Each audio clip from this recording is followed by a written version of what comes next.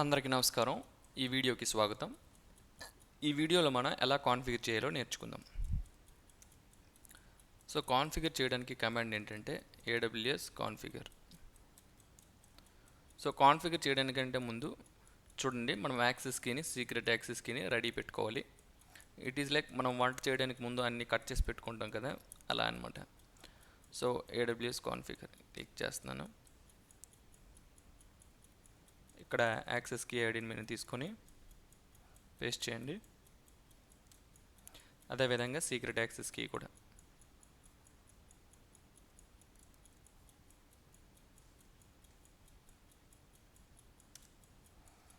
ఇక్కడ చూడండి రీజియన్, అదేవిధంగా output format. Region and output ఫార్మాట్ని మీరు చూస్ చేయొచ్చు, కాకపోతే నేను డిఫాల్ట్గా ఉంచేస్తున్నాను. ఓకేనా. సో ఇప్పుడు మనకి కాన్ఫిగరేషన్ అనేది అయ్యింది. సో కాన్ఫిగర్ అయ్యిందా లేదనేది మనం వెరిఫై చేయాల్సి ఉంటుంది. సో ఇక్కడ నేను ఒక కమాండ్ ఇచ్చాను, AWS STS get caller identity. So ఈ కమాండ్ కానీ మీరు ఇచ్చినట్లయితే మీకు ఈ విధంగా వస్తుంది. చూడండి, బిల్డింగ్ ట్రాకర్ తెలుగు. సో మనము కాన్ఫిగరేషన్ అనేది సక్సెస్ఫుల్గా చేస్తాం. ఇప్పుడు మనం సిడికేని ఇన్స్టాల్ చేయాలి. సిడికే అంటే మనం చెప్పుకున్నాం కదా, క్లౌడ్ డెవలప్మెంట్ కిట్. దీన్ని ఇన్స్టాల్ చేయడానికి కమాండ్ ఏంటంటే npm install g aws cdk. So ఇది గ్లోబల్గా ఇన్స్టాల్ అవుతుంది, అందుకే మనం జీ అనే కమాండ్ ఇచ్చాం. గ్లోబల్గా ఇన్ ద సెన్స్ మనం ఒకసారి ఇన్స్టాల్ చేసామంటే మన ల్యాప్టాప్లో ఏ ఫోల్డర్లో అయినా ఎక్కడైనా వాడచ్చు. సో సిడికేని ఇన్స్టాల్ చేశాను. ఇది కూడా చెక్ చేసుకోవాలి, మనం చేసిన ప్రతి పని కూడాను వెరిఫై చేసుకోవాలి. సో సిడికే వెర్షన్ చూసుకున్నట్లయితే 2.1132.0. ఓకేనా. సో మనం సిడికేని ఇన్స్టాల్ చేస్తాం సక్సెస్ఫుల్గా. ఇప్పుడు మనం ఏం చేస్తామంటే సిడికేని బూట్ స్ట్రాప్ చేస్తాం. బూట్ స్ట్రాపింగ్ అంటే ఏంటంటే మనం ఏదైనా పని చేసే ముందు దానికి కావాల్సినవన్నీ ఏ విధంగా అయితే సెట్ చేసుకుంటామో, అలాగే సిడికే ఏం చేస్తుంది, మనకి జనరల్గా క్లౌడ్ ఫార్మేషన్ టెంప్లెట్స్ని క్రియేట్ చేస్తుంది. ఆ క్లౌడ్ ఫార్మేషన్ టెంప్లెట్స్ నుంచి మనం రీసోర్సెస్ని క్రియేట్ చేసుకుంటాం. ఇప్పుడు ఆ క్లౌడ్ ఫార్మేషన్ టెంప్లెట్స్ ఒక దగ్గర సేవ్ అయ్యి ఉండాలి కదా, దాచుకోవాలి కదా ఒక దగ్గర.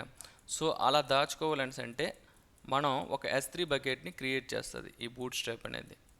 ఆ S3 బకెట్ క్రియేట్ చేసి ఆ S3 బకెట్లో మనం మన క్లౌడ్ ఫార్మేషన్ టెంప్లెట్స్ని పెట్టడానికి కావాల్సిన పర్మిషన్స్ని, ఎవ్రీథింగ్ ఏ రీజియన్లో పెట్టాలో అవన్నీ కూడాను సెటప్ చేస్తుంది అనమాట. సో మనం బిఫోర్ మన ప్రాజెక్ట్ చేయాలనుకుంటే దానికి కావాల్సిన ఎన్విరాన్మెంట్ అంతా సెటప్ చేయడం కోసం ఈ బూట్ స్ట్రాపింగ్ అనేది మనం చేయాల్సి ఉంటుంది. సో ఇప్పుడు మీకు ఏ విషయాలు అయితే నేను చెప్పానో ఆ విషయాలన్నీ నేను ఇక్కడ నోట్స్లో ఇచ్చాను. ఓకేనా. మనకు కావాల్సిన IAM rules, S3 bucket, IAM rules, necessary permissions అన్నిటిని కూడాను సెటప్ చేసి ఉంచుతుంది. అలా ఉంచితే అప్పుడు మనం ఈజీగా డిప్లాయ్ చేయగలుగుతాం. సరే, ఇప్పుడు మనం ఇది ఎలా బూట్ స్ట్రాప్ చేయాలో చూద్దాం. అయితే దీనికి కావాల్సిన రిక్వైర్మెంట్ ఏంటంటే అకౌంట్ ఐడి అనేది మనకు కావాలి, అదేవిధంగా మనకి రీజియన్ అనేది కావాలి. ఇంకొక విషయం ఏంటంటే బూట్ స్ట్రాపింగ్ ఒక అకౌంట్కి ఒక రీజియన్కి ఒక్కసారి చేస్తే సరిపోద్ది. మళ్ళీ ఒకసారి రిపీట్ చేస్తాను. బూట్ స్ట్రాపింగ్ ఒక్క అకౌంట్ ఐడికి ఒక్క రీజియన్కి ఒక్కసారి చేస్తే సరిపోతుంది. సో ఇప్పుడు మీ అకౌంట్ ఐడి ఎలా వస్తుందని అంటే మీరు AWS కన్సోల్లోకి వెళ్తే ఇక్కడ చూడండి, ఇక్కడ మీ నేమ్ ఉంది కదా, ఆ నేమ్ కింద అకౌంట్ ఐడి ఉంటుంది. దీన్ని కాపీ చేసుకోండి. కాపీ చేసుకున్నారు కదా. ఇప్పుడు కమాండ్ ఏంటంటే సిడికే బూట్ స్ట్రాప్ AWS. ఇక్కడ చూడండి, మీ అకౌంట్ ఐడి అనేది ఇవ్వాలి. అకౌంట్ ఐడి తర్వాత మీరు మీ రీజియన్, ఏ రీజియన్లో అయితే మీరు డిప్లాయ్ చేయాలనుకుంటున్నారో ఆ రీజియన్ అనేది ఇవ్వాలి. సో ఇలా క్లిక్ చేసినట్లయితే, కమాండ్లో నేను ఎక్కడో పొరపాటు చేశాను. సిడికే బూట్ స్ట్రాప్ ఇక్కడ నేను టైప్ ఇచ్చాను, ఏ ఇవ్వలేదు. ఓకే, మళ్ళీ ఒకసారి చేద్దాం. CDK boot strap AWS. అందుకే ఎక్కువగా మనం ఏం చేయాలని అంటే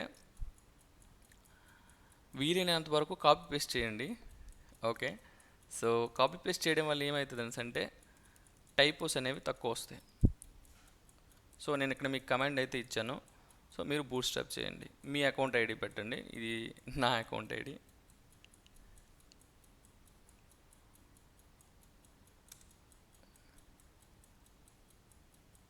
సో మనకి బూట్ స్ట్రాపింగ్ అనేది అయిందనమాట. చూడండి, ఇది నో చేంజెస్ అని వచ్చింది, ఎందుకంటే నేను చాలాసార్లు చేశాను కాబట్టి. బట్ మీకైతే అలా రాదు. ఓకే, ఎనీవే ఇలా గ్రీన్ కలర్ టిక్ మార్క్ వస్తే మన బూట్ స్ట్రాపింగ్ అయిపోయినట్టే సక్సెస్ఫుల్గా. సో ఇది అనమాట. సో ఒక్కసారి మనం ఈ వీడియో ముగించే ముందు ఏమేం చేసామనేది చెక్ పాయింట్స్ చూసుకుందాం. బిల్లింగ్ అలర్ట్స్ని సెట్ చేసుకున్నాం. అదేవిధంగా ఐఎమ్ యూజర్ని క్రియేట్ చేసాం. ఓకే, అతనికి అడ్మినిస్ట్రేటివ్ యాక్సెస్ కూడా ఇచ్చాం.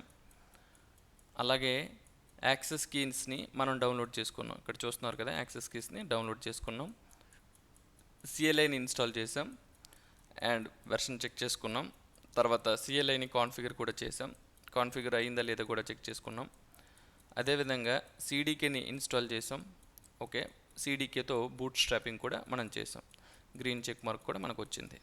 ఓకే, సో ఈ పాయింట్స్ అనేవి మనం కంప్లీట్ చేసాం. నెక్స్ట్ వీడియోలో ప్రాజెక్ట్లోకి వెళ్దాం, ఎలా చేద్దాం అనేది చూద్దాం. Thank you for listening.